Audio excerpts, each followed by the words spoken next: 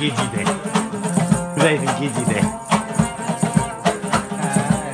Labcara gitti.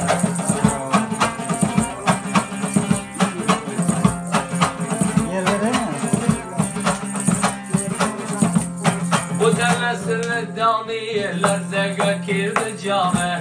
Çep yanımda sengeriye ve çevallerini kame. Çerresini çeyizden ummat biçken beyden. Her kim ve çeval olsaya malum rengi ruyden. Sereyimle sağlım çok eğlendi hıyalım. Ve çeval ademleriye rengi ruyden malum. Kılmagın bir gerçekliğe yetme bir kar gerekli. Bu derlege uğşaşı ve çevallerin rengi.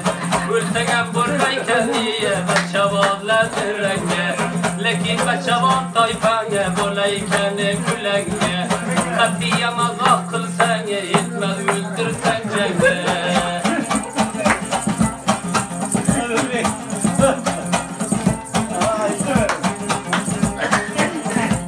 Lekin bu gazallarni yürek küygenden ayten. Niçe ve çevallerin vatandan rasva vur kayten. Leyliye neyse diye sırten ağa geltene.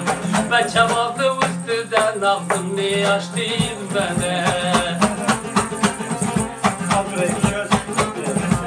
Murdaday hattı bitkennesinde gözümde yiten.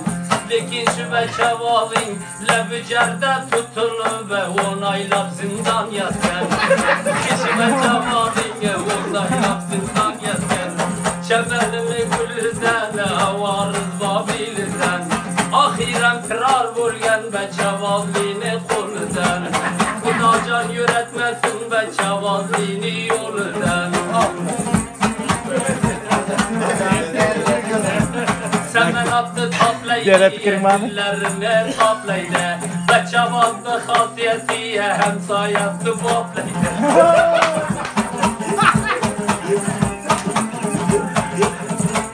Çar boylarını soymaz, bu kullarından koymaz. Ve çabaldı hasiyetiye hasiyası koymaz. Valaydi alay çare, bir bankana yaşkare. Gayrası pisadi kar ve çavallarlı kare. Altın bağınla garab vurdu bir dille şerab. Ve çavabını hasiyetiye közüden bular harap.